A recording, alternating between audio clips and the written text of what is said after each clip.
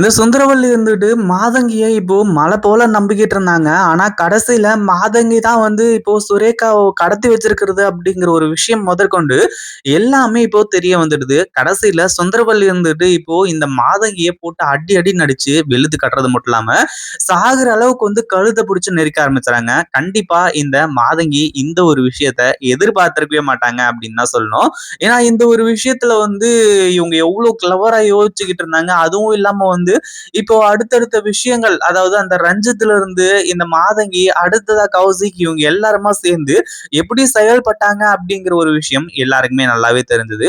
அதுலயும் வந்து இப்போ இந்த சுந்தரவல்லி இருந்துட்டு நம்ம சூர்யாவுக்கு எதிரா இப்போ இந்த மாதங்கியை இறக்குறேன் அப்படிங்கிற பேர்ல கடைசியில வந்து தனக்கு தானே ஆப்பு வச்சுக்க பார்த்தாங்க. அதாவது இந்த குடும்பத்தையே அழிக்கிறதுக்காக தான் வந்து இவங்க களமிறங்கியிருக்காங்க.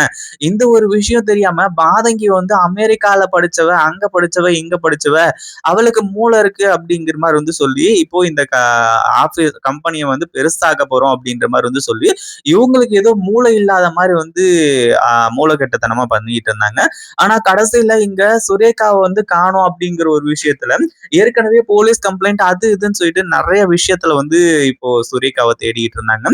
ஒரு பக்கம் நந்தினி பக்கம் தான் இது எல்லா கேஸும் வந்து சாயற மாதிரி இருந்துச்சு. அதே மாதிரி இப்போ வீட்டிலேயே இருக்கக்கூடிய இந்த ஒரு மாதங்கியோட சுயரூபத்தை இப்போ சுந்தரவல்லி அவங்களே வந்து நேர்லயே பார்த்து தெரிஞ்சுக்க போறாங்க.